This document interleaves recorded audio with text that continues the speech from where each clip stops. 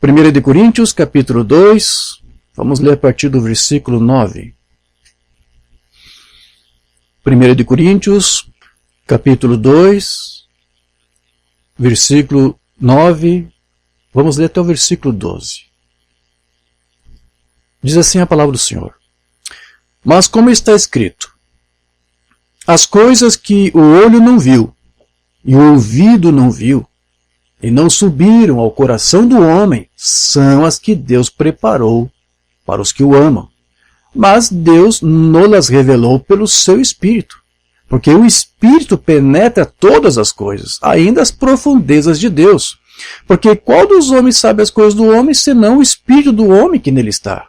Assim também, ninguém sabe as coisas de Deus, senão o Espírito de Deus. Mas nós não recebemos o Espírito do mundo, mas o Espírito que provém de Deus, para que pudéssemos conhecer o que nos é dado gratuitamente por Deus. Amém, Senhor. Vamos falar com o Pai. Precioso Deus e amado Pai Celestial, estamos aqui mais uma vez, Senhor, compenetrados, desejosos de ouvir e de aprender de Ti, da Tua Palavra. E nós sabemos, Senhor, que se o Teu Espírito não estiver conosco para abrir e nos revelar as Tuas profundezas, nada podemos saber. Assim como nós sabemos e conhecemos a nós mesmos, porque o nosso próprio Espírito nos identifica e nos lembra, e nos traz à tona as coisas que fizemos, que pensamos, as coisas que somos. Da mesma forma, Senhor, não podemos entender os Teus pensamentos. O que Tu pensas, o que Tu planeja, o que Tu ensina, o que Tu crê, o que Tu deseja, a menos que o Teu Espírito esteja em nós, abrindo o nosso entendimento e revelando das Tuas profundezas o que Tu queres que saibamos, o que Tu queres que façamos. Então, Senhor, que a Tua Palavra nos esclareça mais uma vez esta manhã e que ela nos ajude, abra, ilumine os nossos caminhos para que ela possa servir, Senhor, para nos ajudar, nos alertar, nos admoestar ou até nos corrigir se necessitamos de uma correção. Fala com cada um dos Teus filhos agora neste momento, Senhor. Encomendamos nosso culto agora, esta parte nas Tuas mãos. E crendo que Tu nos ajuda, nós pedimos isso e Te agradecemos no maravilhoso nome do Senhor Jesus Cristo. Amém. Amém. Graças a Deus. Então veja, meus irmãos, aqui Paulo disse, olha, há coisa aí que os nossos olhos nunca viram, há coisas que os nossos ouvidos nunca ouviram, e há coisas aí que nunca chegaram ao nosso coração. Ou seja, existe algo aí de profundo que o nosso intelecto normalmente não consegue, não pode apreender. Porém, nós recebemos o Espírito de Deus em nós para que nós então possamos conhecer essas coisas que são de Deus. Então, a primeira vez que você vai encontrar essa palavra profundo, né, profundeza, ali na Bíblia, é em Gênesis. Ali em Gênesis, quando diz que Deus colocou Adão em um sono profundo, e de dentro de Adão, né, Deus ali gerou uma vida por meio dele. É claro que isso também tem uma certa tipologia. Eu creio que já devo ter explicado isso em alguma ocasião. Que aquele sono profundo de Adão tipifica o quê? Adão é um tipo de Cristo. Cristo é o nosso segundo Adão. E Adão, quando foi colocado por Deus em um sono profundo, estava ali tipificando que um dia o seu Cristo, nosso segundo Adão, seria colocado em um sono profundo. Na Bíblia, sono tipifica a morte. Né? Lázaro está dormindo, vou despertá-lo. Ou se ele está dormindo, qualquer um lá pode chegar e acordar, despertar ele, Senhor? Não, você não está entendendo. Quando eu disse que ele estava em sono, quer dizer que ele está morto. É isso que a palavra sono, às vezes, na Bíblia se encaixa, ou significa, quer dizer isto. Né? Então, o sono profundo de Adão tipifica ali a morte de Cristo. O que significa isso? Que realmente Adão era um tipo de Cristo. E veja, quando Deus criou uma esposa para Adão, Adão estava em pecado quando Deus fez isso? Não. Mas mesmo assim, na sua candura espiritual, é um termo que eu sempre gosto de usar, mesmo antes de Adão cair, ele já era um tipo de Cristo, porque se Deus o colocou em um sono profundo e gerou uma esposa, criou uma esposa para ele, da mesma forma assim faria Deus através do seu filho. Deus colocaria o seu filho em um sono profundo através da morte da cruz, para que depois então, na sua ressurreição, ele visse ou contemplasse uma noiva, uma esposa. Deus nos fez como membros do seu corpo. Quando Adão viu sua esposa, quando ele despertou do seu sono profundo, ele viu sua esposa e disse, ela é osso dos meus ossos, é carne da minha carne. E é isso que a igreja, nós somos. Nós somos parte do corpo de Cristo. Nós somos ossos dos seus ossos, nós somos carne de sua carne, por causa do seu sono profundo, por causa da sua morte da cruz. Se não houvesse um sacrifício de Cristo, não haveria uma noiva de Cristo. Não haveria uma noiva para Adão, a menos que Deus o colocasse em um sono profundo. Tudo isso era um tipo. Era um tipo. Certo? E quando Adão despertou do seu sono, como eu disse, que isso simboliza o quê? Então, a ressurreição de Cristo. E Cristo, o Senhor Jesus Cristo, ressuscitou. Então, nós somos esposa, não de um homem que morreu, mas que está vivo, que é ressurreto. É dele que nós somos sua esposa. Amém? Então veja, lá no profundo do seu sono, Deus tirou desse sono profundo de Adão uma vida, uma nova vida ali, que foi a sua esposa, Eva. E da mesma forma, quando você está na profundidade de Deus, nessa profundidade de Deus gera também vida em você. Quando você está assim compenetrado com Deus, nas profundezas de Deus, a vida. Da mesma forma como Deus tirou vida das profundezas do sono de Adão, Deus pode dar vida a cada um que se mergulha nas profundezas de Deus. Gostou disso? Um pouco poético, né?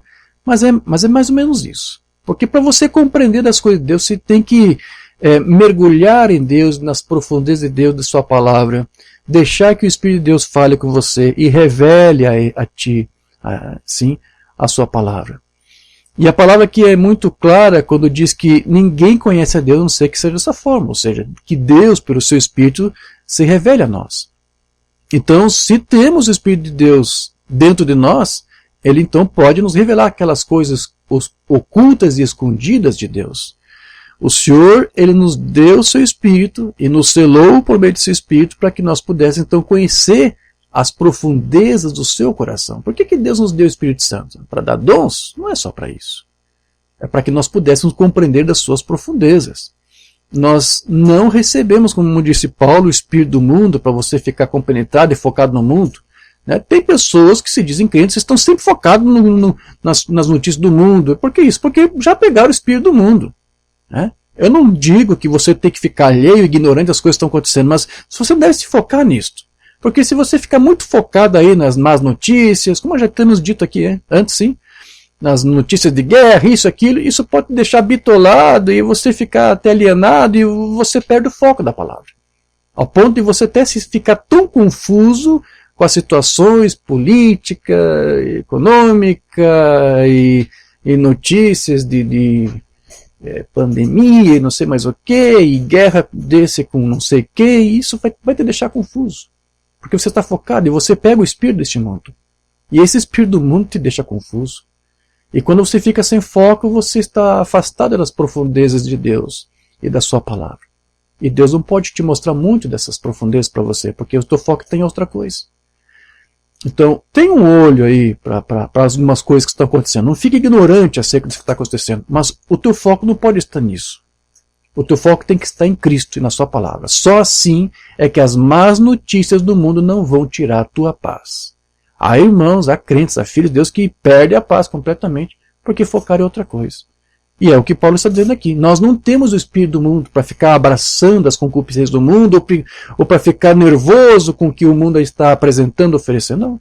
Nós estamos focados nas profundezas de Deus, da sua palavra. Amém? Então, se você está focado no mundo, isso prova que você não tem o Espírito. Porque ou você está focado em Deus e sua palavra, por meio do seu Espírito, ou você está sendo guiado por um outro Espírito. No teu caso, nesse outro caso, seria o teu próprio Espírito, o teu próprio eu está te levando para um outro foco, para desviar a tua atenção para uma outra coisa que Deus não quer que você se atenha. Deus quer que você se atenha com a sua palavra. Então a sabedoria do mundo aí, ela sempre é uma sabedoria incompleta e muitas vezes, na maioria das vezes, ela é contrária à verdade de Deus. Porque ela ignora, na maioria das vezes, o nosso Senhor, né? O Senhor absoluto de toda a sabedoria, o nosso Deus eterno. Então nós devemos aí ter cuidado com todo tipo de ciência, de sabedoria humana, que não submete essa revelação divina de Deus. Nós devemos saber que só Deus tem o pleno conhecimento. Lembra que Paulo disse lá aos Coríntios, né? A sabedoria do mundo é loucura para Deus. E Paulo também disse, veja quantos de vocês aí foram chamados, segundo a graça. Vejam quantos de vocês aí são sábios. Não. Muitos de vocês são simples, são humildes, não são de nobre nascimento, mas veja, Deus te chamou. Para que isso? Paulo explica, né? Para tentar, né, usar essas coisas loucas do mundo, né, e pôr em desprezo, em menosprezo, aquelas coisas que são tidas como sábias. É isso. Deus escolheu as coisas loucas do mundo para envergonhar as sábias. Deus escolheu as coisas fracas do mundo para envergonhar os fortes. Deus usou as coisas simples, humildes, as desprezadas e as que não são para reduzir a nada as que são. Então, não é com a sabedoria deste mundo, que é loucura para Deus, que você vai compreendê-lo. Você tem que ter o Espírito dele para então você compreender a ele. E não buscar outra fonte, não buscar outro recurso, porque tem alguns que buscam outras fontes, buscam aí consulta aos mortos, criptografia, horóscopo, cartomancia. Isso aí não vai te dar conhecimento de Deus. Isso vai te afastar de Deus. Então, sem que o próprio Espírito de Deus aí nos revele a sua palavra, nós não teríamos a menor ideia do que Deus tem escondido e ocultado do mundo e revelado apenas aos seus filhos. Então Paulo deixa muito bem claro aqui que ninguém poderia conhecer essa sabedoria oculta de Deus, a menos que isso seja revelado pelo próprio Espírito de Deus, que é o grande revelador. E a sabedoria que vem de Deus somente é dada soberanamente. Não é para quem quer, certo? É para quem Deus quer revelar. E Deus, sendo soberano, ele decide para quem ele quer revelar e de quem ele quer continuar escondido. Alguns até querem buscar Deus, querem compreender Deus, mas não entendem. Deus não se revela, porque ele não quer. É o que está lá em Mateus 11, 27. Todas as coisas me foram entregues por meu Pai. E ninguém conhece o Filho, senão o Pai. E ninguém conhece o Pai e as profundezas do Pai, senão o Filho e aquele a quem o Filho quiser revelar. Então, não adianta aí alguém pedir para que um ministro lhe ajude ou lhe revele algo das profundezas de Deus. Ele pode apenas mostrar as Escrituras, ou tentar explicar para você, falar dessas profundezas, mas não vai conseguir revelar isso para você. É só o Espírito Santo que pode. Veja como é que o Mambrini explicou aqui essas palavras de Jesus que acabamos de ler. Isso está lá em Hebreus capítulo 4, sermão pregado em 57. Agora, onde vamos ler Mateus, o capítulo 11, versículo 27. Todas as coisas que o Pai entregou a mim, antes me foram entregues por meu Pai. E ninguém conhece o Filho senão o Pai. Tudo bem, ninguém conhece o Pai senão o Filho e aquele a quem o Filho o quiser revelar. Veja, não é o quanto você aprende.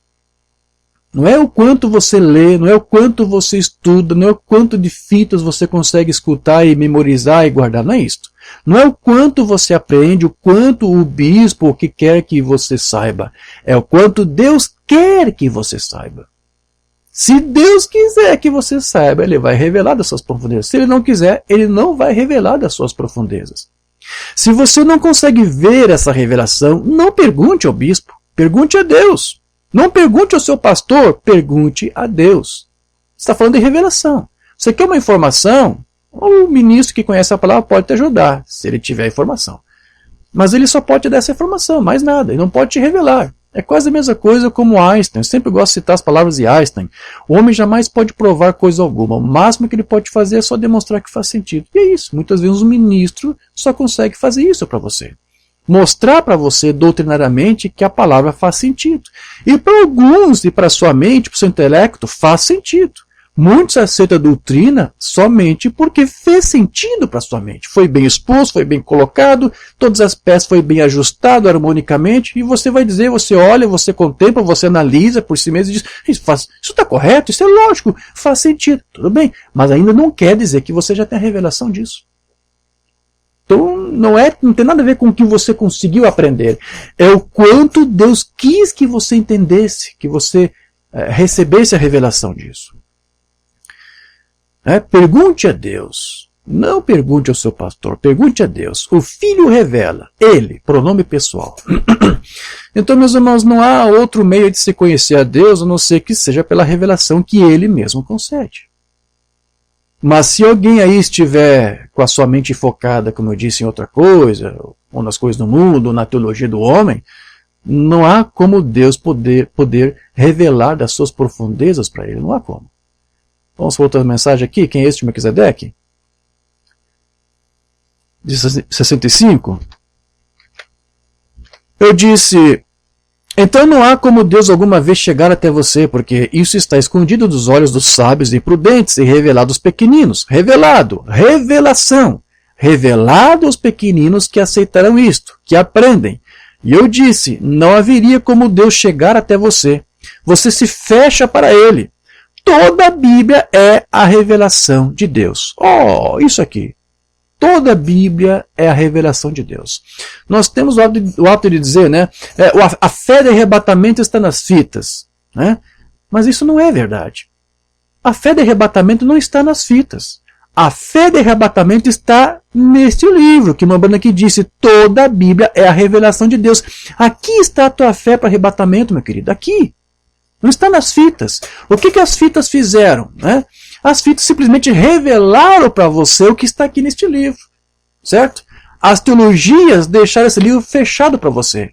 Então agora vem uma Umbanda, que Deus enviou com seu ministério, para quê? Para abrir de novo para nós a Bíblia, a sua palavra. Porque toda a Bíblia é a revelação de Deus. É aqui que está a tua salvação, é aqui que está a cura divina, é aqui que está o teu batismo com o Espírito Santo. Não está numa fita. Não somos como um Mórmon que troca a Bíblia para um outro livro. Não somos isso. Certo? Então aqui está a fé de arrebatamento. O tempo todo esteve aqui. As pessoas ficam buscando, onde é que está a fé de arrebatamento? Está nas fitas. Mas o que as fitas falam? Do que está aqui. Revelando para você que está aqui. Amém. Toda a igreja está edificada sobre a revelação de Deus. Não há outro meio para conhecer a Deus, a não ser pela revelação. A quem o Filho o quiser revelar. Revelação. Tudo é revelação pelo Espírito Santo. Então, aceitar. Sem aceitar a revelação, então você é apenas um teólogo frio. Mesmo que a teologia esteja correta. Mesmo que toda a informação doutrinária esteja correta. Você não passa de um teólogo frio se você não tem a revelação do Espírito, revelando as profundezas de Deus. Que é quando então você aprende. Quando você aprende, pronto, acaba os arrazoamentos, acaba as críticas, acaba as questões, acaba as dúvidas, acaba tudo. Sem aceitar a revelação, então você é apenas um teólogo frio e não há esperança para você. Então, como nós vimos, Deus ele é soberano na sua revelação. Ele decide a quem ele quer se dar a conhecer e revelar. Ele é soberano com quem ele se revela. Deus é soberano com quem ele escolhe revelar-se. Vamos mais uma vez essa mesma mensagem aqui do Umbanda, quem é este Melquisedeque. Você se lembra de como lemos as Escrituras? Não depende de quem quer ou de quem corre, mas de Deus. Isso é Romanos 9. E para que a sua predestinação possa ser verdadeira, ele poderia escolher antes de qualquer hora que a soberania de Deus e sua escolha. Você sabia disso? Soberania de Deus. Deus escolhe aqueles que ele quer salvar e Deus escolhe aqueles a que ele quer revelar das suas profundezas. Quem estava lá atrás para dizer-lhe uma maneira melhor de fazer o mundo? Oh, Deus, vou te explicar como o senhor deve fazer. Quem estava lá para fazer isso? Quem se atreveria a dizer a ele que ele estava executando o seu negócio de maneira errada? Quem poderia ousar dizer isso? Até mesmo a própria palavra, muito soberana. Até a revelação é soberana. Ele revela a quem ele quiser revelar. A própria revelação em si é soberana em Deus. Então veja, meu irmão, quando alguém fica discutindo com você doutrina, alguém da tua família, que não concorda com o que você crê, ou alguém da igreja, né, não fica discutindo com esse teu parente ou com esse irmão da igreja. Porque se é verdade que tudo que a mamãe está mostrando aqui para você, então vamos admitir os fatos. Não é a culpa dessa pessoa que está discutindo com você que não consegue aceitar e concordar com você. É Deus que não quis se revelar para essa pessoa. Foi Deus que não quis revelar das suas profundezas para ele, porque ele é soberano em revelar a sua sabedoria. Ele é soberano em dar a revelação, assim como ele foi soberano na eleição. Ele que escolheu, ele que elegeu. Não foste vós que me escolheste, mas eu que vos nomeei, para que vades e deis fruto e vosso fruto permaneça. É Cristo. E se é Ele que nos escolheu, é Ele também que decide soberanamente, através do seu Filho, através do seu Espírito, revelar as profundezas da sua palavra para nós. Então não discuta com alguém que fica aí torcendo e discordando de você e se desancando em palavras aí erradas. Não faça isso. Tente até ajudá-lo de alguma forma, uma ou duas vezes. Se o arrazoamento continue, deixe isso de lado. Porque Paulo até lembra que Paulo disse que às vezes Deus também envia o espírito do erro para que as pessoas deem crédito à mentira. Então, se você ficar insistindo em discutir com alguém que está relutantemente, contra você, pode ser que além de Deus, na sua soberania, não querer se revelar a ele das suas profundezas, Deus ainda enviou a ele um espírito de erro para que ele continue dando crédito só à mentira. Então, eu sempre digo isso. Você que fica aí lutando contra alguém que batalha contra esta doutrina, você pode estar lutando contra o próprio Deus. Porque é Deus, pode ser a mão de Deus aí, que está permitindo que a mente dessa pessoa esteja cauterizada. E aí você não pode fazer nada. Pode você ser maior do que Deus? Pode você tentar aí dissuadir Deus? Se Ele, na sua soberania, não quer se revelar, agradeça a Ele por Ele ter te revelado essas profundezas. Contente-se com isso. E seja uma testemunha disso. Se alguns não aceitam ou rejeitam, continue falando disso para aqueles que querem ouvir. Há outros como você que Deus separou na sua soberania para se revelar e para entender. Então, veja, Paulo, por exemplo, ali na igreja de Corinto, ele não estava conseguindo revelar muitas das coisas profundas de Deus para aquela igreja. Não estava. Os coríntios aí eram bastante imaturos. Não exatamente para aprender, eles até conseguiam aí ouvir, assimilar, aprender, mas a dificuldade deles era de pôr em prática o que eles haviam aprendido, o que lhes foi ensinado. Por isso que eu achei tão importante nós pregarmos uma mensagem com esse título, praticando a palavra. Porque os coríntios, eles tinham conhecimento, mas eles não conseguiam praticar, não conseguiam aplicar o que estavam aprendendo. E Paulo disse que ele lhes passou toda a informação. Isso está lá em 1 Coríntios 1,5. Em tudo fostes enriquecidos nele, em toda a palavra e em todo o conhecimento. Então os coríntios tinham todo o conhecimento, tinha toda a revelação da palavra. Mas, deixa eu me corrigir, tinham toda a palavra ministrada, mas a revelação eles não tinham. A grande maioria não tinha. E o irmão Bana chega a dizer que por eles não terem essa revelação das profundezas de Deus, tampouco Paulo pôde explicar mais disso para eles, porque eles eram imaturos. Então, eles eram lerdos, eles eram lentos para compreender certas coisas. Isso porque os coríntios estavam mais focados nos dons do Espírito do que viver o cristianismo. Mambana disse isso lá em Coríntios, livro de correção. Se observarmos, ele não podia ensinar coisas profundas aos coríntios. Mambana está dizendo, Paulo não conseguiu revelar ou mostrar das profundezas de Deus para a igreja de Corinto. Mas isso entra em contradição, isso que o profeta fala aqui, entra em contradição com o que o próprio Paulo disse, olha, vocês estão enriquecidos dele com toda a palavra e todo o conhecimento. Não, eu quero crer que não. Não há uma contradição do que Paulo diz com o que o Mambana aqui está dizendo. Eu quero entender que o que o Mambana aqui está dizendo é que, apesar de eles terem sido enriquecidos com todo o conhecimento, com toda a informação, eles ainda não tinham a revelação disso. Tudo talvez fazia sentido nos seus intelectos, mas eles não conseguiam entender a profundidade de tudo que Paulo passou. Paulo passou para eles toda a informação, mas ainda assim eles eram uma igreja imatura. Por que isso? Porque faltou das profundezas de Deus para ser revelados pelo seu Espírito. E por que eles não estavam tendo isso aqui? Porque a maioria deles estavam focados em outras coisas.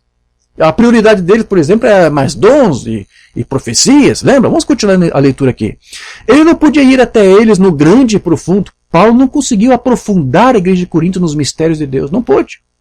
Como nas mensagens, como ele fez lá aos Efésios, o que ele fez aos Romanos, sim, lá aos Romanos, na igreja de Roma, na igreja de Éfeso, houve irmãos ali que conseguiram receber penetrar nas profundezas de Deus pelo seu Espírito. Mas a igreja de Corinto, mesmo enriquecida de toda a palavra, toda a informação, não estavam conseguindo. Não é interessante isso? Então ele não conseguiu fazer a mesma coisa que ele fez com os Efésios, com os Romanos, e ensinar a eles as coisas profundas, porque eles não eram capazes de aceitá-las.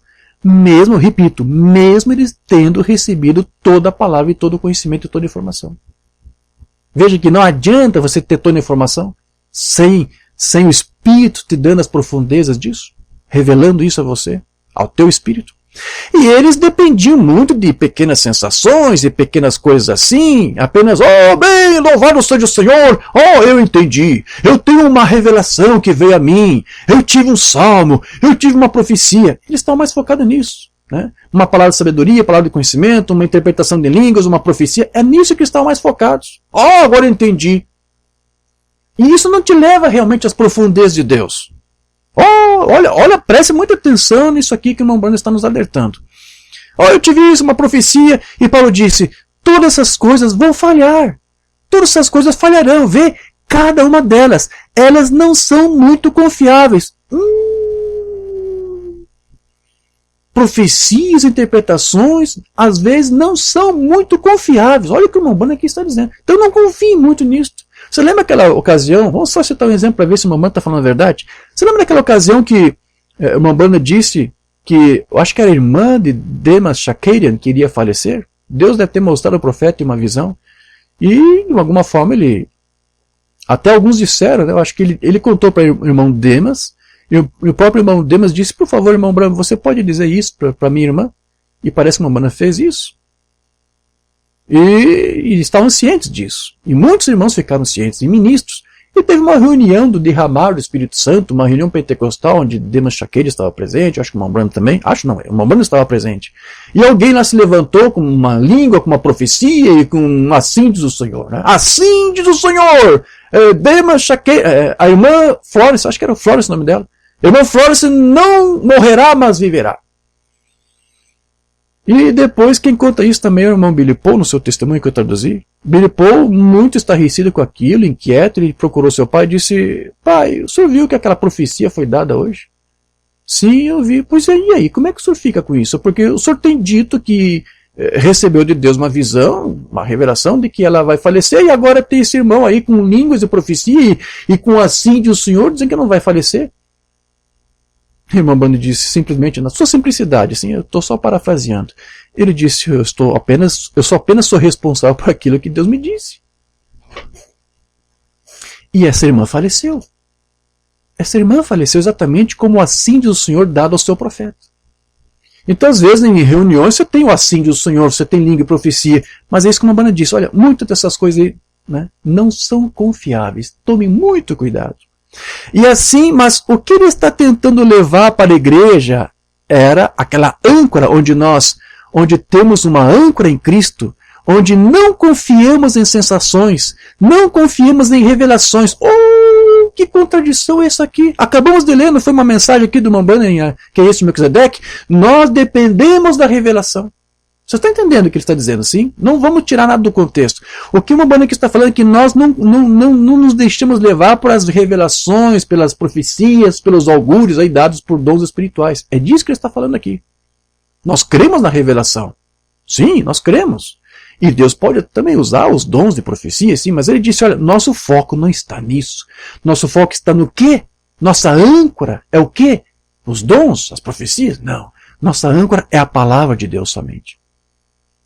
Não confiemos em sensações, não confiemos em revelações. Nós não confiamos nessas coisas. Nós confiamos em Cristo somente.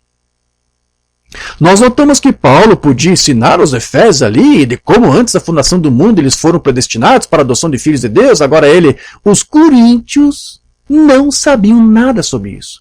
Não quer dizer que Paulo não instruiu eles acerca disso. Olha, vocês são eleitos, vocês são predestinados. Eles devem ter coçado as barbas. O que é esse negócio de eleito? Eu não tenho livre-arbítrio, Paulo. Também estudei esse negócio. Alguns fizeram arrazoamento. Tinha informação. Talvez até dar uma... tá bom, eu sou eleito, mas eu tenho livre-arbítrio. Né? Não tinha revelação e ficavam misturando as duas coisas. Você não pode dizer que você tem livre-arbítrio e você é eleito. Você tem liberdade, sim, para fazer escolhas, para tomar decisões no nível do homem, né, da tua vida pessoal, mas a salvação não é uma coisa que ficou ao critério de você decidir se você quer ou não. Então alguns não estão entendendo isso. Os Efésios entenderam, uma banda diz, mas os coríntios não sabiam nada sobre isso. Mas eles tinham informação. Eles apenas, eles tinham que ter um pequeno sentimento, ou algo, ou alguma sensação, isto, aquilo outro. Eles dependiam disso. Ele não podia ensinar-lhe as coisas profundas. Infelizmente, meus irmãos, em muitos tabernáculos inteiros da mensagem, você não pode ensinar das coisas profundas dessa mensagem para aqueles crentes da mensagem. Que paradoxo, na verdade. Então eu acho que é uma grande... Quando você tem pessoas que você pode ensinar coisas profundas, o Espírito Santo pode envolver estas grandes verdades, importante, você pode ensinar as coisas profundas, mas você tem que ter o Espírito Santo para revelar e ancorar essas verdades, ancorá-las no coração das pessoas, para que elas saibam onde estão. Com sensação, sem sensação, com profecia ou sem profecia, ou seja o que for. Então agora lembre-se, eu não estou tentando dizer que Deus não lida com profecias e coisas assim, interpretação, não, de língua, não, ele não era contra isso. Mas nós não confiamos nisso. Nosso foco está na palavra.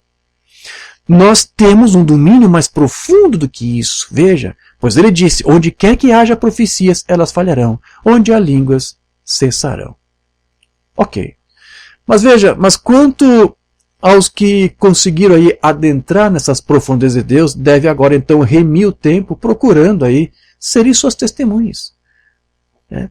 E tornar essas verdades profundas da palavra conhecidas para todos. O quanto for possível, quanto tempo nos resta.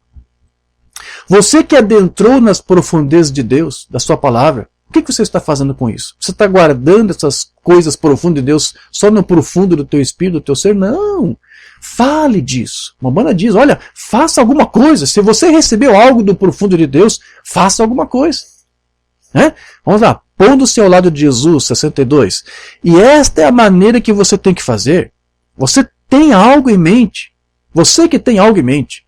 As pessoas aqui que querem uma igreja, construam o mais rápido que vocês puderem. Levantem-na. Peguem seus mestres e coisas. Vocês, irmãos aí fora, vocês que conhecem a palavra das Escrituras, vocês que têm os seus doutos, aqueles que são instruídos, sim? Peguem seus mestres, peguem aqueles que estão capacitados em instruir, ensinar. Vocês, irmãos aí fora, com suas igrejinhas, e vocês que querem, vocês que estão fazendo uma obra, Deus os recompensará por isso. Vão lá, preguem. Façam tudo o que puderem, que todos vocês se reúnam, seu grupo de homens, e tenham reuniões, e falem sobre as coisas profundas das Escrituras. Não perca tempo. Mesmo que você talvez nem tenha chamado, vai, faça alguma coisa, seja uma testemunha dele. Porque você sabe, nem todos que têm que pregar a palavra são chamados por Deus. Infelizmente, na verdade, meus irmãos, a esmagadora maioria dos que pregam essa mensagem não foram chamados para pregar. Muitos que pregam a palavra não foram chamados para pregar. Mas há algo de errado, de ruim nisso? Não! Deus usa aqueles que não foram chamados por Ele também para pregar. Não pense que só quem é chamado é que pode pregar. Não! Paulo disse, aquele que deseja o episcopado, aquele que deseja o ministério, é um bom desejo. Você quer ser uma testemunha, você quer guiar outras pessoas pelo Evangelho? Bem! Só que aí, como talvez não sejam chamados, ele quer, mas ele não foi chamado. E aí? Então Paulo criou ali alguns critérios para eles poderem se encaixar. Aquilo ali foi só um freio, porque se não houvesse aqueles freios, todo mundo ia estar se pregando hoje. Todo mundo ia querer subir em púlpito. Né? Mas Deus pode usar essas pessoas que não foram chamadas por Ele também para pregar, como suas testemunhas. Todos podem fazer. Então, Paulo, uma maneira que diz, olha, ergam suas igrejas, seus tabernáculos, se você tem algum irmão que conhece a palavra, une-se a eles e faça um trabalho e pegue a palavra, mostre, fale das profundezas dessa escritura para outros. Sejam testemunhas. Apenas estejam sempre desejosos de dizer apenas o que a palavra diz. E não fuja disso. Porque se você fugir disso, aí você vai ficar sozinho. Né? Porque a pessoa não é chamada para fazer. Né? Faz porque teve um desejo que ardia em seu coração. Mas não é problema, Deus pode usar uma pessoa assim. Mas se a pessoa que está nessa condição e ainda começa a se desviar, essa pessoa está sozinha. Entende? Muitos tabernáculos têm seus líderes aí, e os seus líderes estão confusos, perdidos, e Deus os deixou só. Porque além de eles não serem chamados para fazer a obra que eles estão fazendo, fizeram e ensinaram coisas que Deus não diz para eles fazerem. Eles acrescentaram a sua própria teologia à palavra de Deus e essa mensagem. Então veja, a menos que o Espírito Santo aí esteja conduzindo essa obra, ninguém vai poder compreender dessas profundezas de Deus. O que mais que Paulo disse lá em Romanos 11:33? Ó profundidade das riquezas, tanto da sabedoria como da ciência de Deus! Quão insondáveis são os seus juízos e quão inescrutáveis os seus caminhos! Porque quem compreendeu a mente do Senhor? Ou quem foi seu conselheiro? Ou quem lhe deu primeiro a ele? Algo parecido com o que o Mambrano acabou de dizer para nós, né? Quem lhe deu primeiro a ele para que ele seja recompensado? Porque dele, por ele e para ele são todas as coisas. Glória, pois, a ele eternamente. Amém. Então veja, Paulo ele nos fala de alguns desses mistérios profundos de Deus que estavam guardados desde os tempos eternos. Né? E que é só apenas uma força de expressão, porque não existe tempos eternos. O próprio tempo é condicionado a uma dimensão. O tempo, de fato, ele não existe. É a mente que projeta, é a mente que cria a concepção de tempo, mas o tempo é relativo, ele não existe. Então não existe tempos eternos, é uma forma de expressão. O que Paulo dizia que lá na eternidade, antes da criação, Deus com todos os seus desígnios estava lá, sim, já com todo o seu programa em sua mente eterna, determinado ao que ele ia fazer. Mas muitas coisas, mesmo trazendo o homem à terra e seus profetas, alguma dessas coisas ele revelou, outras dessas coisas, desses mistérios profundos, lá desde os tempos eternos, continuaram ocultos. E nos dias dos apóstolos, alguns desses mistérios, né, que eram segredos de Deus, estavam sendo revelados. Ele fala isso lá em Romanos 16:25. Ora, aquele que é poderoso para vos confirmar segundo o meu evangelho e a pregação de Jesus Cristo, conforme a revelação do mistério guardado em silêncio nos tempos eternos. Que coisa fantástica. Paulo aqui está dizendo, olha, há coisas que Deus guardou em silêncio por anos e anos, desde quando o homem esteve aqui habitando a terra. E Deus guardou em silêncio. E no tempo determinado ele foi revelando algumas coisas. Um dos mistérios, esse principal mistério que Paulo aqui está falando, do que é? De que Deus tinha um filho. Ninguém estava sabendo. Embora havia ali alguns nuances da filiação lá no Antigo Testamento. Quando você lia lá Provérbios, falava de sabedoria, né? Que há aqueles que ignoram totalmente e não aceitam, arrasou, porque não tem as profundezas de Deus revelado a eles. Eles dizem que aquilo ali, que aquele sino, que alguns dizem que era... a sabedoria era o filho, tendo uma pré-existência. Não, isso é... Como eu vi um ministro aí da mensagem de anos atrás. Foi Ário que inventou isso. Ário? Ário? O pai do arianismo, da dualidade, não é isso? Por favor, antes de Ário você tinha Irineu, você tinha Justino e outros pregando que aquela sabedoria lá era o Filho de Deus, que Deus gerou da sua própria substância para criar todas as coisas por meio dele. Isso é um mistério. Estava ali disfarçado em forma de palavra, sabedoria. Mas essa sabedoria ali de Provérbios era o Filho de Deus. Deus tinha gerado para si um filho. Mas isso ficou como que na incógnita. Ficou escondido. É um mistério que Deus guardou em silêncio. E agora, então, quando Cristo, o Filho de Deus, vem e fala abertamente, eu sou o Filho do homem, eu sou o Filho de Deus. Eles se escandalizaram. Porque disseram que ele estava como se igualando ao próprio Deus. E é verdade, porque ele foi gerado da substância do Pai. Ele disse, o Pai está em mim e eu estou no Pai. Quem vê a mim, vê o Pai. Mas isso é uma coisa que eles não sabiam, que Deus tinha um filho. E ainda hoje essas coisas profundas da sua palavra, desses mistérios dos tempos eternos que estão encobertos, ainda continuam encobertos para a grande maioria dos crentes da mensagem. A tratar sobre a pré-existência do Filho de Deus é uma coisa profunda demais para suas mentes tacanhas, rasteiras e mesquinhas. E a forma como eles combatem é ainda mais rasteiro, mais mesquinho, mais tacanho. Que coisa mais profunda para eles você tratar desse tema da pré-existência do Filho de Deus. Por isso eu até expondo aí no canal uns áudios antigos que eu gravei, que eu fiz, daquele estudo que eu publiquei de 50 e poucas páginas, tratando sobre isso. Aquele estudo sobre a pré-existência de Deus, eu fiz em homenagem a um ministro aí da mensagem, de um galinheiro da mensagem, que dizia que era impossível que o filho tivesse uma pré-existência. Eu pensei, o quê? Você, pregador da mensagem, não crê que o filho tem uma pré-existência e que o Mambrana ensinou isso? Então, em homenagem àquele ministro, que eu não vou aqui dizer o nome, né, preparei aquele estudo. E talvez até já isso tenha chegado às suas mãos e o incomodado um pouco. Porque não é possível que você diz que é crente nessa mensagem e não consegue dizer isso. Você não é crente da mensagem, você crê numa outra coisa. Você crê numa outra doutrina. Certo? Então, esse mistério guardado em silêncio nos tempos eternos aqui, porque Paulo aqui está falando precisamente, é desse mistério que foi revelado, de que Deus tem um filho. De que Deus gerou um filho lá antes da criação. Não um filho que veio só do nascimento virginal, nascido de uma mulher. Não. Antes daquele nascimento, este filho teve um outro nascimento. Né? Ele veio de uma outra geração. Então, como eu disse, você até tem exemplos aí, por exemplo, de Adão, que eu mencionei agora há pouco. Adão, ele foi um tipo de Cristo. Adão, ele foi um tipo de Cristo. Né? Paulo diz lá em Romanos 5,14 que Adão prefigurava Cristo, aquele que havia de vir.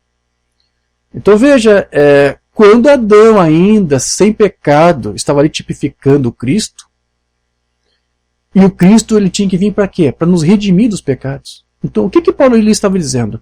Que Adão estava tipificando aquele que deveria vir para redimi-lo dos seus pecados que ele nem sequer ainda havia cometido. Então Deus desde o princípio planejou isso em sua mente. Certo? E houve um tempo nos tempos eternos que Deus verbalizou e falou, né? Haja um filho. Mamãe diz que quando Deus gerou seu filho, ele disse haja um filho, não disse haja luz. Porque alguns dizem que quando Deus gerou seu filho, né, ele disse isso, haja luz. Não foi isto. Né? Então isso é uma coisa que está encoberta por muitos ministros. E veja, Moisés ele nos disse que há coisas que são aí mistérios divinos, que nos são revelados por meio dos seus profetas, aqueles profetas que Deus envia. No entanto, há coisa aí que Deus aí pretende deixar oculto, cabendo a ele decidir se revela ou não, ou se aguarda algum tempo oportuno para que ele simplesmente revele ou deixe que alguns sejam ignorantes acerca de algumas coisas.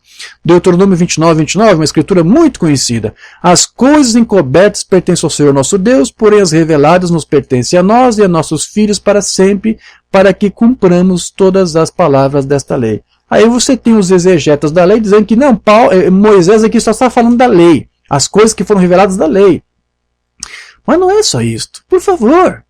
Não, meus amigos exegetas, não é só isto. Porque ali Deus revelou, é verdade, a lei, mas a lei não revelou tudo. Havia outras coisas que Deus tinha que revelar, como por exemplo, do fim da lei. Hoje nós não estamos debaixo da lei, estamos debaixo da graça. Certo? Por isso que Jesus também disse, há coisas que eu não posso dizer agora que vocês não podem suportar. Então a própria lei iria ser substituída. Esse pacto seria substituído por um outro superior. Né? Então, a curiosidade, o desejo aí de se conhecer tudo é algo que é perfeitamente natural nas pessoas. As pessoas querem saber todas as coisas. Mas há coisas que realmente nós não sabemos e que somente o Senhor pode nos revelar. E o apóstolo Paulo ele também chegou a dizer, ele disse, agora o meu conhecimento pode ser imperfeito em algumas questões. Né? Mas depois eu vou conhecer perfeitamente como assim também sou conhecido de Deus. Está lá em 1 Coríntios 13:12. Algumas coisas talvez não conheço, mas no tempo certo eu vou entender das profundezas de Deus. Há um tempo para tudo. Então nós precisamos sempre ter em mente que nesta vida terrena aqui, meus irmãos, nós nunca chegaremos ao pleno conhecimento de todas as coisas. Não vamos. É fácil nós constatar aí o desenvolvimento da mente humana, sim, como você vê uma criança que ela nasce, ela vai desenvolvendo e vai aos poucos adquirindo maturidade, e assim como o homem segue o seu curso natural dessa forma, no espiritual também é assim. Quando viemos para a palavra, para a mensagem, às vezes nós não atuamos a princípio como crianças, mas ao tempo nós vamos amadurecendo, Deus vai revelando mais e mais das suas profundezas, e isso faz com que esse amadurecimento até faz com que a gente se corrija algumas coisas, sim, mesmo sendo salvos e nascidos. e apreende melhor outras questões que nós não assimilávamos muito bem. Então, assim como uma criança segue o seu curso natural de desenvolvimento, um filho também, pela revelação, também segue por esse amadurecimento. Amém? Mas veja, aqui Moisés, inspirado pelo Espírito Santo, ele escreveu que há coisas que ainda estão encobertas para nós. Porque ainda não é o momento do Senhor nos revelar. Jesus, no seu próprio ministério terreno, ele afirmou que havia coisas que os discípulos não estavam prontos para entender. E o que está claramente revelado é para que nós tomemos conhecimento do que o Senhor quer que cada um de nós façamos e obedeçamos em tudo aquilo que é revelado na sua divina palavra. Então, o que ultrapassar a nossa capacidade de compreensão, nós simplesmente devemos aceitar por fé. Sim, há coisas que você não vai conseguir sequer explicar ou assimilar em sua mente. Você tem que simplesmente aceitar por fé. Então, a lição que nós devemos aprender acerca das palavras aqui de Moisés é de que nós devemos confiar em Deus em tudo e obedecer a Deus em tudo. Mesmo que ainda haja algumas coisas que nós ignoramos e que nós até gostaríamos de saber. Porque é Ele, Deus, como já vimos aqui, na sua soberania, que decide revelar o que revelar e a quem e no tempo que Ele quiser revelar. Então, quando nós estivermos livres para sempre do pecado, o Senhor revelará coisas mais maravilhosas ainda, além das que nós já temos recebido das suas profundezas. Então, nem tudo que Deus nos pede para fazermos sua palavra pode ser inteiramente compreendido. Nós apenas obedecemos por fé de que o que Ele está nos propondo, no que Ele está nos pedindo, é algo que vai nos fazer bem. É o que Ele quer para você. Ou seja, nem tudo que pertence às profundezas de Deus pode ser explicado por meio de palavras humanas, mas apenas deve ser vivido e experimentado. Há coisas que você não pode compartilhar com alguém que você aprendeu, com palavras. Mesmo que você se esforce, você não vai conseguir, porque é algo muito íntimo, muito pessoal. É a revelação. Certo? Como o autor lá de Hebreus, que escreveu lá no capítulo 11, que mostra a necessidade e o valor da fé para que nós sejamos aprovados por Deus. Lembra lá? Hebreus 11, 2. Por meio da fé os antigos alcançaram a aprovação de Deus. Então como é que você vai ser aprovado por Deus? Pela fé que você vai desempenhar. Ainda que você não entenda algumas coisas, você aceita por fé e você descansa em Deus. Né? Aqui o 11.3 de Hebreus. Pela fé entendemos que o universo foi criado pela palavra de Deus, de modo que o visível não foi feito do que se vê. Então veja, ainda que nós não possamos entender como é que Deus fez o mundo do invisível, que não se pode servir, como é que é isso? Como é que Deus criou o mundo do nada? Eu não consigo entender. Tudo bem, não tem problema que você não consegue entender essas coisas. É profundo demais para a tua mente, finita, limitada. Mas aceite por fé simplesmente. Deus criou o mundo do nada. Né? Então por mais que seja difícil de você entender que Deus gerou um filho, que você não consiga sequer explicar como é que foi isso, não tem problema, apenas creia e aceite por fé que Deus teve um seu filho lá, que Deus o gerou e fez dele o arquiteto da sua criação. Deus usou o seu filho para, por meio dele, criar todas as coisas. E o irmão Branham disse isso, ele falou isso, lá em Perguntas e Respostas sobre Gênesis. Agora, Deus, Ele mesmo, deu à luz a este filho, que era antes que houvesse até mesmo um átomo ou um ar para fazer átomos. Ou seja, Jesus já existia antes de qualquer criação. Deus deu à luz a este filho. O que quer dizer deu à luz? Quer dizer que gerou. Antes do nascimento carnal, nascer de uma virgem, Deus já havia dado à luz ao seu filho, estava lá com ele. Né? No princípio era a palavra e a palavra estava com Deus. Né? E a palavra era Deus, porque a deidade, Deus estava se manifestando através daquele filho. Porque não era o filho que criava, era Deus por meio do filho. Mas ele tinha um filho lá. Mambano explica isso. Deus deu à luz este filho, antes que houvesse qualquer átomo. E este era, veja, Jesus disse isso, agora vai citar uma escritura. Glorifique-me, Pai, com a glória que nós tínhamos antes da fundação do mundo. Por favor, você vê um unicista explicar isso aqui de uma forma mais estúpida possível. Né? Que nada tem a ver com as profundezas de Deus, mas sim com as profundezas de Satanás. Como é que eles explicam isso aqui? Deus ali deu à luz a um novo ofício. Não foi isso que o Mambana disse. Deus não estava dando à luz a um ofício. Deus estava dando à luz ao seu filho. Era um mistério que Deus guardou em silêncio. Mas quando o filho veio, então esse mistério foi revelado, porque era Deus mesmo cumprindo a sua palavra, interpretando a sua palavra. Então Deus teve um filho, Deus estava gerando, mas não estava gerando um ofício seu. Era um ser geral, um ser real que Deus ali havia gerado. Né? E quando a expressão que Mambana aqui usou, né, deu à luz, quer dizer isso, que Deus lhes fez o quê? Nascer. Deus lhe gerou. Deus lhe deu um nascimento, Deus lhe deu um princípio. Isso mostra que o filho não pode ser Deus, porque Deus não tem um princípio, Deus não foi gerado de ninguém. Mas o filho foi gerado. E o Mambana ele diz aqui que o filho nasceu antes da criação de todas as coisas. Então, ele nunca quis dar mais detalhes sobre isso. Como é que foi essa geração do filho? Ele apenas disse que era como um halo de luz, você lembra? E o Mambana disse que esse halo de luz tinha a forma de um homem. Lembra? Ele estava numa forma teofânica que era a forma de um homem. Mas por que ele usou o termo de luz? Por que ele chamou que esse filho, este homem, era como uma luz? Por que isso? Montlivet nos explicou que isso muito provavelmente era por causa da mesma escritura de Hebreus, que diz que o filho era o resplendor da glória de Deus. Então, esse halo de luz, que era a forma de um homem, o que é isto? Era o filho que Deus gerou, que estava ali sendo o reflexo daquilo que Deus era, com todos os atributos ali nele, naquela teofania, e era uma forma gloriosa, por isso que Jesus disse, olha, glorifique-me com a mesma glória que eu tinha. Então essa figura do Mambana de halo de luz é uma luz de glória. O filho estava numa luz gloriosa, mas tinha uma forma humana. Amém? Agora veja, alguns estão presumindo de que essa luz que o Mambana disse que Deus gerou lá no princípio, era aquela mesma luz lá de Gênesis 1:3. Ele diz que aquela luz lá de Gênesis 1:3 era essa luz, esse halo de luz ali que Deus havia gerado. E eles até usam um sermão do Mambana para tentar arrazoar isso. Eu vou ler para você. A Deidade de Jesus Cristo, de 49. Parágrafo 79. Alguns deles o tornam um pequeno bebê lá no passado. Ele é aquele que ficou em pé naquela plataforma invisível. O Mambana quer dizer, não, o início do filho não foi quando nasceu lá na forma de um bebê, de uma mulher, não. Ele teve um outro princípio antes. Ele é aquele que ficou em pé naquela plataforma invisível. Que coisa! Estendeu suas mãos e falou e disse, haja luz. E houve luz. Esse foi Jesus Cristo, pois ele estava no mundo e o mundo foi feito por ele, e o mundo não o conheceu. Ele é a deidade de Deus. Então aqui o Mambana está dizendo, olha, Deus, a deidade estava naquele filho quando ele disse, haja luz. Só que como é que alguns, com analfabetismo funcional, interpretam essa palavra aqui no Mambana? Eles leem assim, olha, aqui o Mambana disse, né? Ele falou e disse, haja luz, e houve luz. Esse foi o Jesus Cristo. Então, esse foi Jesus Cristo. Esse quem? Essa luz. Ele diz que essa luz aqui que foi gerada, esse é o Senhor Jesus Cristo. Não! O contexto mostra que esse que falou haja luz era o Senhor Jesus Cristo.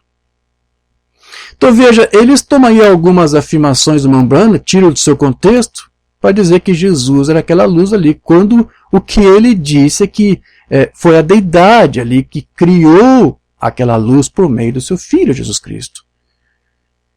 Então o Mambana, você vê, ele nunca disse isso, que aquela luz era o Filho. Eu só estou tratando disso porque isso é uma das profundezas dos mistérios eternos de Deus, que Deus guardou em silêncio, que muitos não estão entendendo ainda hoje, não entendem, mesmo dentro da mensagem. O Mambana nunca disse que aquela luz ali, de Gênesis 1:3 era o Filho. O Mambana dizia que aquela luz era o Sol. Mensagem a um homem aqui que pode acender a luz. No princípio criou Deus os céus e a terra. Pode ter sido 100 milhões ou bilhões de anos, ou o que quer que fosse. Então, quando você tem Gênesis 1:1, no princípio criou Deus os céus e a terra, ele disse, a criação estava toda ali. Depois, com os dias da criação, primeiro dia, segundo dia, o que você tem? É Deus ainda trabalhando, operando para complementar a criação. Era assim que uma banda cria. Pode ter levado 100 milhões ou bilhões de anos para Gênesis 1:1 ter completado, ter concluído. E depois que termina Gênesis 1:1, pode ter levado bilhões de anos, o que ele faz? Ele acaba por aí? Não. Aí você tem o primeiro dia, o segundo dia, de um complemento da criação. Por isso que no livro das Eras, uma banda chamou de uma obra física concluída de 6 dias. Porque ele fez uma criação primeiro, em Gênesis 1:1, e depois ele vai concluir a sua criação com mais outros 6 dias. Que ele disse que também podia ser 6.000 anos. Um dia podia ser cada dia ser 1.000 anos, não é isso? Aí ele continua, o que quer que fosse, o que ele fez, isso cabe a ele saber, veja, não a mim. Como que Deus criou? O que Deus fez nesse Gênesis 1:1? O que Deus criou lá? Não temos como saber, isso cabe a Deus. Nós sabemos o que ele fez depois, mas antes disso ele fez muitas coisas ali. Muitas coisas estavam ali. Porém, o mundo, a terra era sem forma e vazia. Quando Deus criou a terra, lá em Gênesis 1:1, ela estava sem forma, estava vazia, estava escura, estava em densas trevas. A terra era sem forma e vazia e havia água sobre a terra.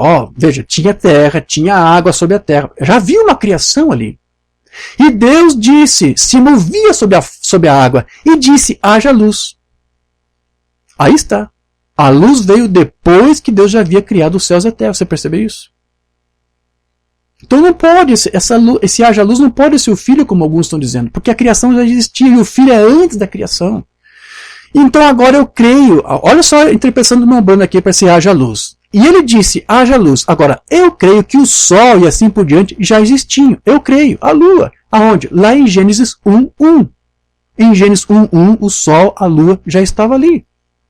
Então, a partir do versículo 3, Gênesis 1, o que Deus começa a fazer? Ele começa a trazer à tona a criação que estava ali, mas que estava encoberta por trevas, não é isso? À medida que continua Gênesis 3, não é Gênesis capítulo 3, não. Gênesis capítulo 3 fala da queda do homem lá no jardim. Ele está falando do versículo 3. Então, à medida que continua em Gênesis 3, que é quando fala de haja luz, a explicar, mas eu creio que o que aqui estava, que o mundo, nós íamos usá-lo, portanto, e ele se agitou por dentro. Havia nevoeiro e vapor por toda a parte da terra, fazendo-a escura. E ele disse, haja luz. E a escuridão se desvaneceu e houve um céu sem nuvens. Então, lá em Gênesis 1:1, o sol já estava lá. Porque o Umbanda fala em outros sermões, Quando não havia nada ainda, Deus, através do Filho, disse, haja luz, e um átomo explodiu, o sol veio à existência. É assim que o Umbanda interpretava. Você quer dizer que o Umbanda errou? Isso é com você e o Umbanda, você e Deus. O Umbanda interpretava assim. Mas ele se baseava nas notas da Bíblia de Scofield. Na Bíblia de Scofield diz que o sol já estava em Gênesis 1:1. Então tinha coisas que o Umbanda obviamente não concordava com o Scofield, porque ele disse, ele era um trinitário, mas havia muitas coisas que ele concordava, ele aceitava. Ele citava às vezes, há sermões que ele cita notas de rodapé de Scofield. Então lá na Bíblia de Scofield ele explica, olha, o sol está ali em Gênesis 1:1. E no versículo 3, o que Deus fez? Ele traz à tona esse sol que já existia, porque as trevas somem, as nuvens que cobriam o sol desvaneceu. É a mesma explicação que o Umbanda concordou aqui com o Scofield nesse ponto. Então é isso que o Umbanda cria, mas você tem alguns dizendo, não, Gênesis 1:3, aquela luz é o Filho sendo gerado. Não, você entendeu tudo errado. Você não recebeu das profundezas de Deus para você entender isto. Então o Umbanda ensinava que o Filho era apenas, como eu disse, um halo de luz. Mas, como eu disse, era da forma de um homem, certo?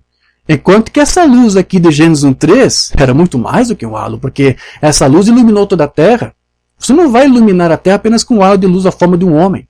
Então não foi o Filho que iluminou toda a terra ali em Gênesis 1:3. Foi o sol que Deus havia criado em Gênesis 1:1, que agora as trevas se dissiparam e fez a luz dele brilhar, aparecer. Então não é o halo de luz, o Filho, que está dando luz à terra. É uma luz literal ali. Então para você dizer que aquela luz ali é o Filho, e não o sol, como a Umbanda ensinava, então você tem que dizer que essa luz que iluminava a terra não era uma luz física, literal, porque como que um halo de luz pode iluminar a terra toda? Sim, mas você tem que entender que não é a luz física. Lógico, então o que é para você? É uma outra luz, uma luz celestial, metafísica, espiritual, pronto. O que é isso aqui? Gnosticismo. Isso se chama gnosticismo. E tinha muito disso nos dias dos primeiros pais. Você sabe que Irineu ele combateu isso. Os gnósticos dos dias de Irineu ensinavam várias coisas, que o Filho havia... Olha só, alguns gnósticos diziam que Deus, através do Filho, criou o Espírito Santo. Havia alguns gnósticos que ensinavam isso. E tentavam explicar como que Deus gerou o seu Filho no passado. Eles pelo menos sabiam que antes do nascimento virginal o Filho tinha uma pré-existência. Mas eles davam explicações absurdas, coisas mais loucas. Alguns diziam que Deus, através do Filho, criou, gerou o Logos. Eles falavam isto. Então, no seu livro Irineu contra as heresias, Irineu explicou isso, dizendo, olha, não tem como você ficar tentando aí queimar pestana e fazer lucubrações para tentar explicar estas coisas. Porque eles estavam tentando explicar certas coisas das profundezas de Deus, que, como diz a palavra, tem coisas que estão encobertas por Deus, que estão ocultas. Então, quando você tenta falar de alguma coisa que Deus mesmo não revelou abertamente ou explicou com detalhes, você está apenas criando devaneios. Deixa eu ler com agora eu quero ler algo que Irineu falou no nosso livro, né? Irineu contra as heresias. Mas além da razão inflada com sua própria sabedoria, vocês presunçosamente afirmam que estão familiarizados com os mistérios indizíveis de Deus. Aqueles gnósticos falavam coisas que Deus nunca havia dito em sua palavra. Enquanto até mesmo o Senhor, o próprio Filho de Deus, permitiu que só o Pai conhecesse o próprio dia e hora do juízo, quando ele claramente declara: mas daquele dia e daquela hora ninguém sabe, nem o Filho, mas somente o Pai. Então aqui Irineu está dizendo, olha, vocês estão querendo falar de coisas, né, que vocês não sabem, como se vocês soubessem. Não é vergonhoso vocês admitirem que tem coisas que vocês não sabem. Para o próprio Senhor Jesus Cristo não foi vergonhoso para ele admitir que tinha coisas que ele não sabia. Ele disse que ele não sabia quando que ele teria que voltar, mas ele disse que o seu Pai sabia. Do que Paulo aqui está falando? Nós podemos ter até um outro estudo só para tratar sobre isso. Lembra quando Paulo disse que o homem é o cabeça da mulher, e Cristo é o cabeça da igreja, e Deus é o cabeça de Cristo? É isto. Então por que Deus é o cabeça de Cristo? Porque Deus tem em Cristo alguém com quem pode fazer com que a sua obra seja consumada. Deus usa o seu Filho para que tudo o que ele planejou nos tempos eternos se concretize. E também por causa disso, Deus revela ao seu Filho aquilo que ele precisa, o seu Filho, saber. Mas aqui está dizendo, porque Deus é o cabeça do Filho, o Filho não sabe tudo. Tem coisas que ele só vai saber se o Pai lhe revelar. E a vinda do Filho, de quando ele deveria voltar, foi uma coisa que o seu cabeça, Deus, não lhe revelou. Eu sei que tem exegetas dizendo e combatendo isso aqui. Um trinitário não concorda com isso. Um unicista, muito menos. Mas é disso aqui que Paulo aqui está falando. Deus, sua cabeça, revelou aquilo que Cristo precisa saber. Havia algumas coisas das suas profundezas que nem o próprio Cristo ainda sabia. Eu sei que é duro para alguns aceitar, mas é isso que até o próprio Irineu aqui está dizendo. Irineu está dizendo, olha, quando o filho disse que ele não sabia quando voltaria, ele disse, não foi vergonhoso para Jesus admitir que ele não sabia tudo. O filho não tinha vergonha de atribuir o conhecimento daquele dia ao pai somente, mas declarou a verdade sobre o assunto. Eu não sei. Meu pai, que é o meu cabeça, não me revelou ainda, não me mostrou. Pode ser que Deus já tenha mostrado, ou talvez que ainda não mostrou, não sei. Deus está guardando isso um tempo oportuno. Nem nos envergonhemos de reservar para Deus aquelas questões maiores que podem ocorrer a nós. E aí Irineu está se referindo à geração do filho. Olha, nós não conseguimos entender como que Deus gerou o seu filho no princípio. Como é que foi? Isso é uma coisa que é profundo dos mistérios de Deus. E não tenha vergonha de você não conseguir aprender como que isso foi possível. Não tenha vergonha. Nem o próprio Jesus teve vergonha de dizer, olha, tem coisa que eu não sei. Então, admita pelo menos que você não sabe, mas não fica criando uma explicação. Não, eu sei, pode ter sido isso, pode ser aquilo. Não faça isso. É isso que Deus está dizendo. Não dê um diagnóstico. Não tente aí tentar explicar uma coisa que não foi explicado pela palavra. Não nos envergonhemos de reservar para Deus aquelas questões maiores que podem ocorrer a nós, pois ninguém é superior ao seu mestre. Se alguém, portanto, disser para nós, como então o filho foi produzido pelo pai? Ele não está falando aqui do nascimento virginal. A questão é essa, como que Deus gerou o seu filho lá antes da criação de todas as coisas? Como isso foi possível? Aí Irineu diz, nós respondemos a ele que ninguém entende essa produção ou geração, ou chamado, ou revelação, ou por qualquer nome que alguém possa descrever a sua geração, que é de fato totalmente indescritível. Ou seja, faz parte daquelas profundezas de Deus que ele não nos quis revelar. Embora o Mambana até tenha trazido um pouco de luz, né? Ele disse, olha, era um halo de luz, tinha a forma de um homem. O Mambana nos trouxe um pouco de luz sobre essa coisa, mas não nos deu também explicação como é que Deus gerou, como é que foi isto. Não. Porque aqui Irineu está dizendo, olha, é algo totalmente indescritível. Aí ele cita os gnósticos do seu tempo. Nem Valentinos, nem Marcion, nem Saturninos, nem Basilídeos. Veja, ele citava alguns nomes que nós já mencionamos em outra ocasião. Né? Ele citava os nomes. Nem anjos, nem arcanjos, nem principados, nem potestades possuem este conhecimento. Nem os anjos sabem como que Deus gerou o seu filho lá. Como? Por que não sabe? Porque isso foi antes que os anjos fossem criados. Porque o filho nem pertence à criação. Os anjos não estavam lá quando Deus gerou o seu filho.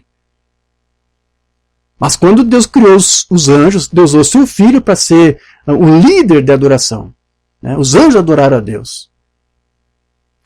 Então nem os anjos souberam. A não ser que o Pai somente que gerou e o Filho que foi gerado. Ou seja, Deus, obviamente, que gerou o Filho, sabe como que ele gerou. E o Filho, quando apareceu, quando ele surgiu, quando foi gerado, ele sabe como que foi. Esses dois sabem. Mas os anjos não sabem. Mas os gnósticos lá achavam que sabiam. E tem gente ainda hoje dizendo que pode explicar para você, sabe como é que foi. Ah, Deus disse haja luz e foi assim. Não, não foi assim. Então, quando alguém tenta explicar como que o Filho foi gerado, o que é isso, meus queridos? Isso é gnosticismo. É isso que os gnósticos tentaram fazer no passado e que Irineu aqui repreendeu. Só mais uma coisa aqui que Irineu fala. Visto que, portanto, sua geração é indescritível. Aqueles que se esforçam para estabelecer gerações e as produções não podem estar em seu juízo perfeito. Quem tenta explicar para você, Deus gerou assim, Deus disse haja luz, né? Visto que se comprometem a descrever coisas indescritíveis. Está atuando como gnóstico. E veja, havia coisas que os discípulos de Jesus estavam tentando deduzir sobre como que o reino de Cristo seria instaurado sobre a terra, mas que o próprio Cristo chamou sua atenção. Olha, não cabe a vocês, não pertence a vocês saber essas coisas. Lembra, eu já li essa escritura que ela leu outra vez. Atos 1, 6 em diante. Aqueles, pois, que se haviam reunido, perguntaram-lhe, dizendo, Senhor, restaurarás tu, neste tempo, o reino de Israel? E disse-lhes, não vos pertence saber os tempos, as estações que o Pai estabeleceu pelo seu próprio poder. Isso são coisas que pertencem às profundezas de Deus e que o Pai, no seu devido tempo, vai fazer. Ou revelar ou simplesmente cumprir. Então há coisas profundas de Deus que não nos compete saber. Então neste caso nós devemos apenas o quê? Nos conformar com aquilo que Ele nos permitiu saber. Que Ele nos revelou. Mas se alguém insistir em tentar descobrir algo que Deus não revelou, fatalmente ele vai cair no engano e vai começar a presumir certas coisas, fazendo observações que Deus nunca disse, asseverações que Deus nunca fez. E vai apresentar isso como se fosse das profundezas de Deus, quando na verdade é das profundezas de Satanás. Mensagem Mombrano, um verdadeiro sinal que se deixa passar por alto. Em Deuteronômio capítulo 18, versículo 20, ele fala que porém o profeta que presumir soberbamente de falar alguma palavra em meu nome que eu não tenha mandado falar, ou que falar em nome de outros deuses, plural, o tal profeta morrerá. Isso é correto. Espiritualmente morto. Talvez fisicamente esteja vivo, mas espiritualmente está morto. Deus não usa. A alma que pecar, essa morrerá. Nós temos um Deus, não deuses. E se disseres no teu coração, como conheceremos a palavra que o Senhor não falou? Como nós conheceremos? Haverá tantos deles. Como nós conheceremos? Este diz isto e outro diz isto, como um diz isto e outro diz aquilo, e esse diz assim por diante. Agora observe, nós conheceremos melhor. Quando tal profeta falar em nome do Senhor e tal palavra se não cumprir, nem suceder assim, esta é a palavra que o Senhor não falou. Com soberba falou tal profeta. Não tenhas temor dele. Se Deus não tem dito isso, então não tenha medo disso. Não tem problema. Apenas siga adiante. Esqueça-se disso. Está vendo? Agora, olhe no que nós ouvimos hoje. Credo apostólico, e credo metodista, e batista, e pentecostais, e credo, e credo, e credo. O que é credo? Onde se obtém isto? Eu desafio qualquer um para mostrar meu credo apostólico na Bíblia. Eu creio. Não há tal coisa. Se os apóstolos tivessem algum credo ao qual eles alguma vez se apegaram, aqui está. Arrependei-vos e sejais batizados no nome de Jesus Cristo para a remissão dos vossos pecados e recebereis o dom do Espírito Santo, pois a promessa é para vós. Não estão vendo onde nós estamos, amigos. Nós estamos em uma terrível condição. Então, se não conhecemos as profundezas de Deus, nós não temos condições de entender as coisas pelas quais estamos passando hoje. E você sabe que hoje nós temos aí, presentemente, duas vinhas sendo manifestadas, duas vinhas em manifestação, e uma, diz uma banda, tem a profundeza de Deus, e a outra tem a profundeza de Satanás. Lá no livro das Eras, Apocalipse 2, 24 em diante. Mas eu vos digo a vós e aos restantes que estão em Tiatira, todos quantos não têm esta doutrina, e não conheceram, como diz, as profundezas de Satanás, que outra carga não vos porei. Mas o que tendes retende até que eu venha. Agora, antes de entrarmos na promessa, deixe-me mostrar novamente que a igreja, como exposta pelo Espírito neste livro, tem duas vinhas cujos ramos entrelaçados a compõem. Mas eu vos digo a vós e aos restantes que estão em Tiatira, a todos quantos não têm essa doutrina. Aí está. Ele está falando aos dois grupos. Um tem a doutrina, o outro não tem. Aí está eles dispersos por todas as nações com a doutrina de um opondo-se à do outro. Um é de Deus, conhecendo suas profundezas. O outro é de Satanás, conhecendo as profundezas de Satanás. É isso que essas duas vias estão fazendo. Então qualquer doutrina que vá contra as profundezas de Deus, você já sabe de onde que está vindo aí, de qual procedência que é. Certo? E a palavra diz que nós teríamos, a igreja do tempo do fim deveria ter a mesma visão, a mesma revelação das profundezas de Deus como a primeira igreja lá na primeira era teve. Eles tinham a plenitude de Deus, que era a palavra. Efésios 3,14. Quero só já apressar aqui para nós concluirmos. Tem muita coisa aqui que eu não vou ler. Isso, Efésios 3,14. Por causa disso me ponho de joelhos perante o Pai de nosso Senhor Jesus Cristo, do qual toda a família nos céus e na terra toma o nome, para que, segundo as riquezas da sua glória, vos conceda que sejais corroborados com poder pelo seu Espírito no homem interior, para que Cristo habite pela fé nos vossos corações, a fim de, estando arraigados e fundados em amor, poderdes perfeitamente compreender com todos os santos qual seja a largura e o comprimento e a altura e a profundidade, e conhecer o amor de Cristo, que excede todo entendimento, para que sejais cheios de toda a plenitude de Deus. E Rambana disse, isso foi nos dias da primeira era e agora tem se repetido, porque nós temos recebido a plenitude de Deus na forma de sua palavra. É provável que há coisa da sua profundeza que nós não recebemos, não nos foi revelado, mas como disse Rambana, né, nós temos a âncora de Cristo, que é a sua palavra, e nós nos detemos naquilo que nos foi revelado. E ficamos com isso, aceitamos pela fé. Ainda que talvez alguma coisa você não entenda.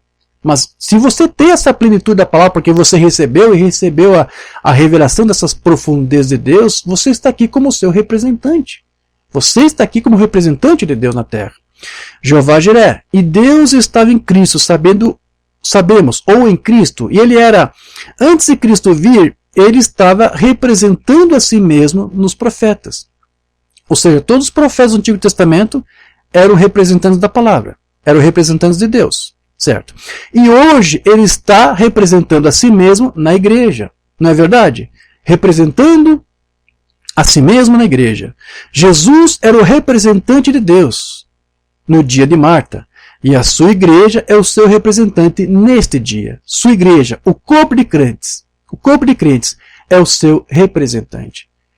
E por que isso? Porque nós temos essa revelação das profundezas de Deus na forma de palavra revelada. Amém? O que eu posso separar aqui para nós lermos antes de encerrar aqui? São vários parágrafos aqui, eu quero ler só mais um. Aqui.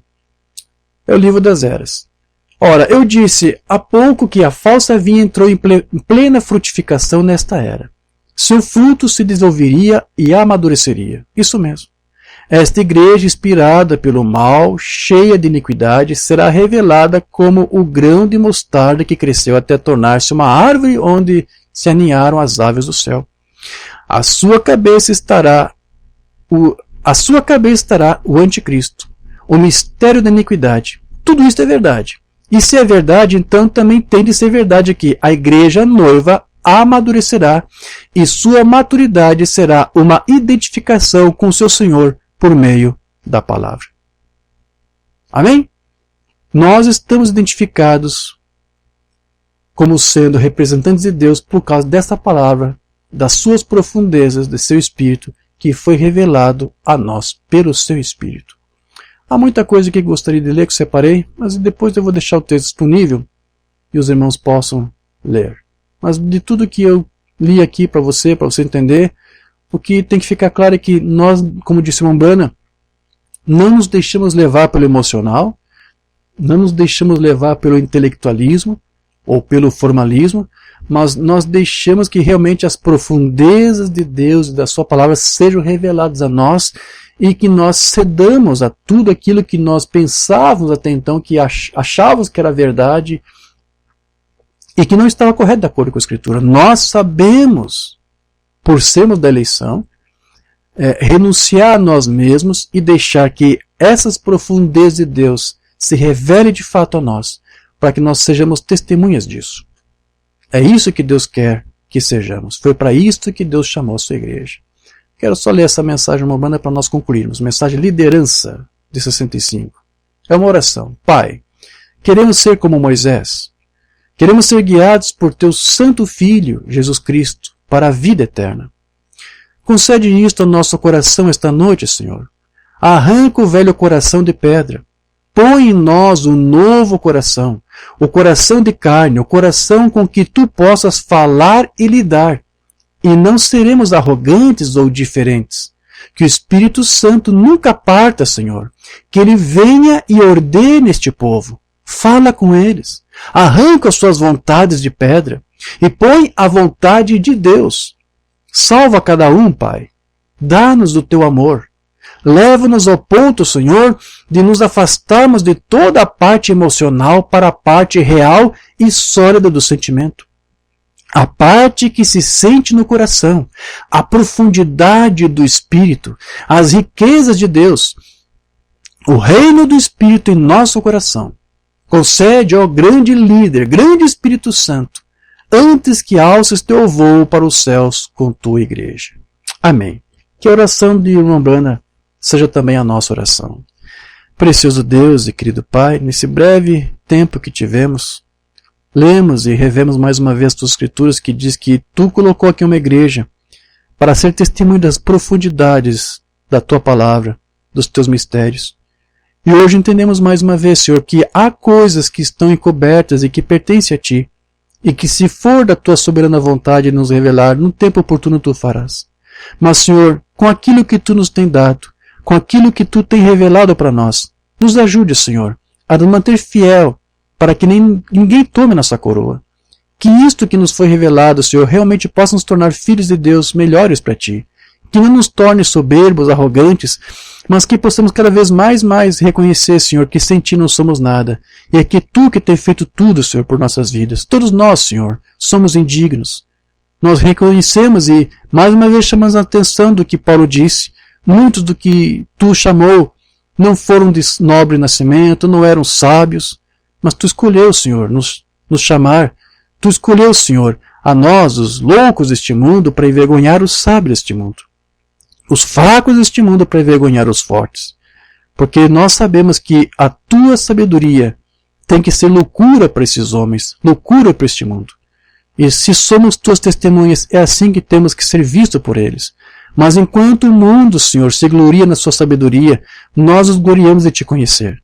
E que tu possas se revelar mais e mais para cada um de nós, Senhor. Que não apenas tenhamos informações no nosso intelecto, mas que isso possa realmente se tornar uma realidade, de forma que possamos viver isto e praticar isto. Nos ajude, Senhor. Ajuda a tua igreja nessas coisas. É o que nós te pedimos no nome de Jesus Cristo. Amém, Senhor. Graças a Deus.